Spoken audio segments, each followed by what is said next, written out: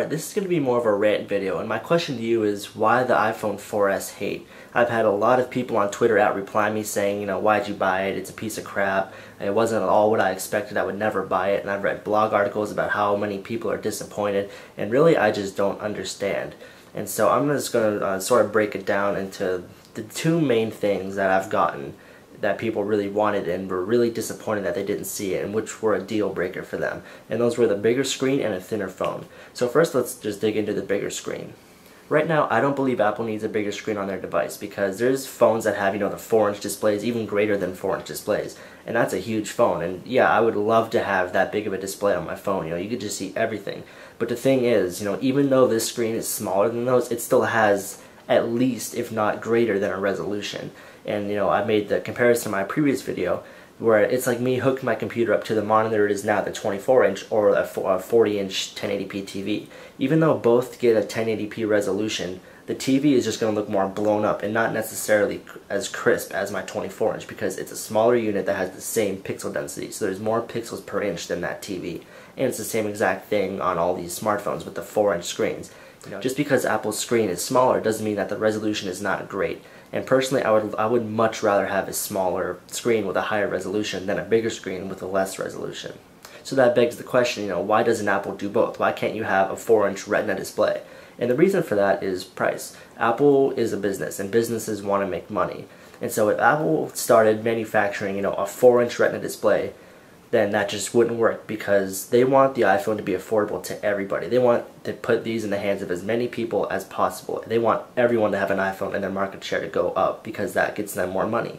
So even though we're only talking half of an inch of a difference, that could mean hundreds. Putting into manufacturing, and that could even tack on 100 or 200 on the actual cost of the phone.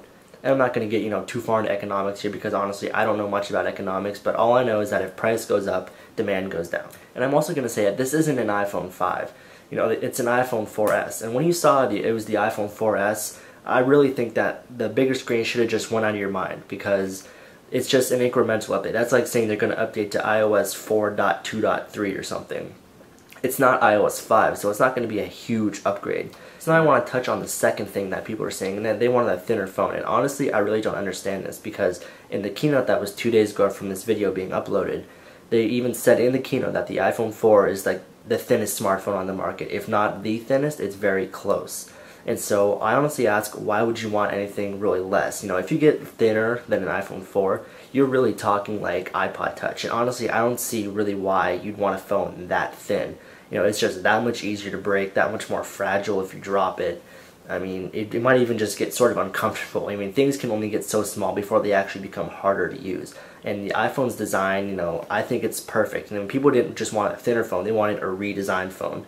And I can understand that, but once again, they're saving that for the iPhone 5. I can understand why many people wanted a redesigned phone, but the iPhone 4 design, I mean, you have to be honest, it's a great design. It's glass front and back, nice round edges. It's more like a square. I don't know, maybe you don't like it, but personally I love the design. And I'm not just saying that because I want this phone and I'm going to buy this phone. I've always loved the iPhone 4's design. It just has nothing to do with the fact that I'm getting this phone. I'm not trying to defend my purchase. It might seem that way, but really I'm not. I honestly love the iPhone 4's design. So I just want to throw in one more thing to this video, and I just want to say that it seems that, with people wanting a thinner device, a new device, and a bigger screen, it just seems that people are starting to care more about the aesthetics of the phone rather than how it functions, and that's just not how Apple is. I mean, I've been an Apple fan for 2, 3, maybe even up to 4 years now, and I think I'm starting to get their mentality, and this phone really does make perfect sense to me. At the end of the day, the biggest thing Apple cares about is the user experience, and in order to have a user experience, you don't need to have a good looking phone. While it does help, it's not necessary. You just need to have something that works well, and in order to have something work well and to get a great user experience is to have great hardware. And that's why the iPhone 4S didn't change on the outside, it just changed on the inside. All these new phones, like the Galaxy S2, yeah, they have dual-core processors, but now that the iPhone 4S has a dual-core processor too, I think that it just puts it ahead of the Galaxy S2 simply because of the software. Android just tends to lag more across the OS, sliding through the home screens and opening applications. It just tends to lag more than iOS does. And this might be different with iOS 5. It might be buggy when it comes out. And once Ice Cream Sandwich comes out, this is going to be a whole different thing. But just from personal experience and the phones I've used, the Droid Incredible 2, the Incredible 1, I haven't used like a Galaxy S2 or anything, so I can't really speak for that. But I just think that the reason the iPhone 4S didn't change on the outside is because it didn't need to change on the outside. It already has a great screen with the highest resolution on the market. It's already probably the thinnest smartphone out there. And the overall design is just great. I mean, who doesn't want a phone that's encased in a layer of glass? It's just a very high quality design, and it could take a few falls. The iPhone 4 just didn't need work on the outside, so Apple put their time and engineering into the inside. And things like, the antenna switching and have a dual-core processor and have faster graphics, those are the things that really matter. And that's where Apple differs from all these other companies out there that make phones and computers, because they don't really care as much about the money. HTC, they really don't care about your experience at all. They just develop, a Sense UI.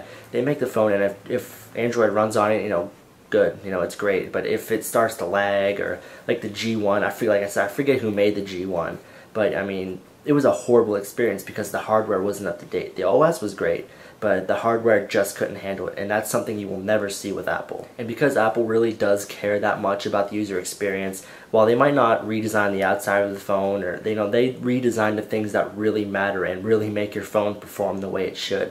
And that's why I use Apple products. I'm not, like I said, I didn't make this video to defend my purchase or to try to, start a war or anything, but, it's just how I feel. Use what works best for you, but in my case, it's iOS. So that's all I really wanted to say. I really don't have much else for you guys. I just saw all these things and I just wanted to address them. So feel free to leave a comment or a video response as to why you think the iPhone was a disappointment. You can tell me if you think that's just what I have to say, and hopefully you guys can agree with me. So before this video gets any longer, thanks for watching and let me know what you think.